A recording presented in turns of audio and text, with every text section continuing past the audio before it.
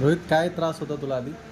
So hello, माझं नाव रोहित राठोड आणि मला खूप वर्ष झाले, म्हणजे ऑलमोस्ट 5-6 वर्ष झाले. तेव्हापासून मला सर्दीचा त्रास होता.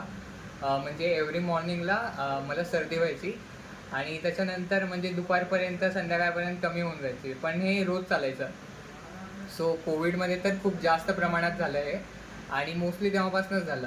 सो माझ्या मम्मीला पण सेम त्रास होता, मे बी त्याच्यामुळे. बट हां, मी खूप सारे औषधं ट्राय केले. ऑलमोस्ट ॲलोपॅथी वगैरे पण ट्राय केलं खूप सारं.